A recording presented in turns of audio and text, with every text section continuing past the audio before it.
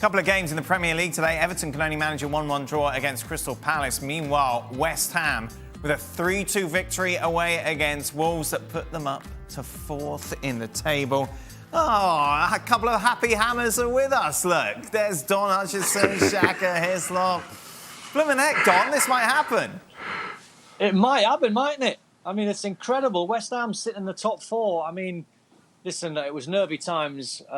They should have battered Arsenal the other week, and that ended up 3-3. And once it went to 3-2, I'm thinking, Wolves are going to nick something in the last 5-10 minutes of the game. But West Ham fully deserved the 3 points. They were brilliant, and Lingard's been the difference. He's been sensational. Yeah, let's talk about Jesse Lingard. What a goal that was from him, Shaka. And what a move it proved to be. The response very much muted from West Ham fans when David Moyes got him on loan. It's proved to be a stroke of genius. It certainly has. And I, like most West Ham fans, question the signing of Jesse Lingard. It just didn't make sense given what you can see from him over the last couple of seasons. But he's come in at West Ham and he's been simply sensational.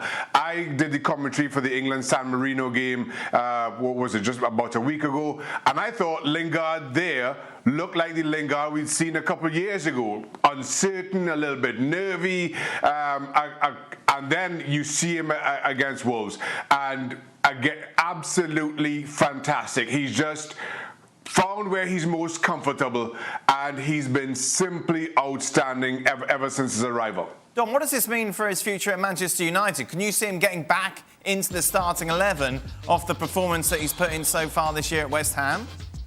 I mean, his performances would suggest yes, but I think that's probably unlikely. I think Man United are going to probably move in a different direction, but he would command a big transfer fee.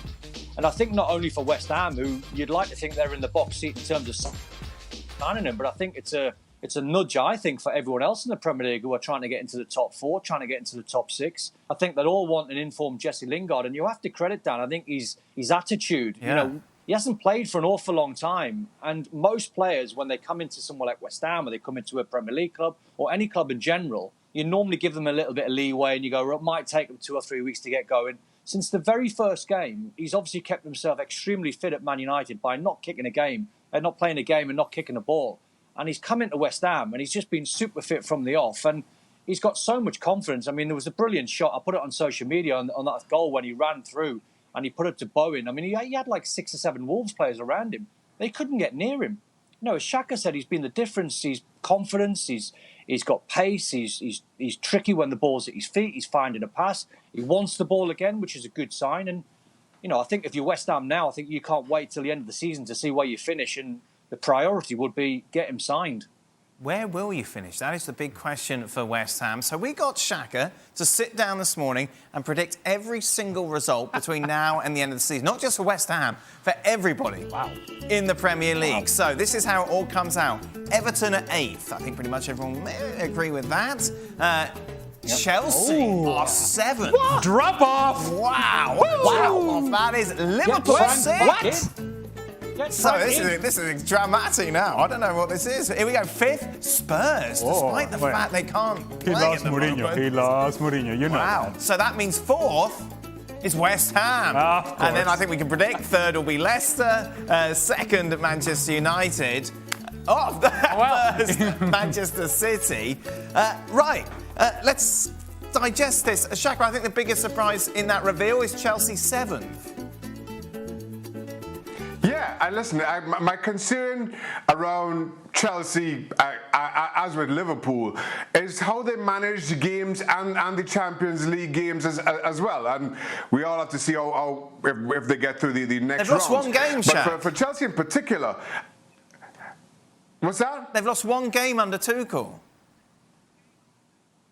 Yeah, but as I was about to get to, I think what you...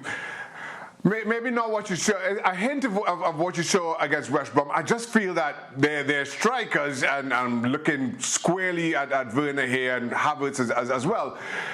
They have been so poor, lacking in confidence, and I question whether they can find the goals that they need in balancing League and Champions League going forward.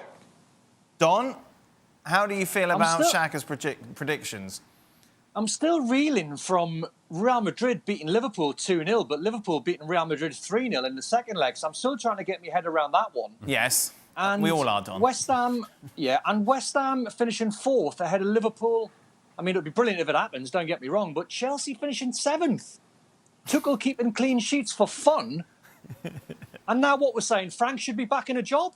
Well, you're saying that, Don. You're the only one who's saying that about your friend. Let's be honest. The drop-off, though, Ali, quite extraordinary. 8 points will be the difference between Chelsea and West Ham come the end of the season, according to Shaka. Well, I don't know why we ask Shaka to do these things.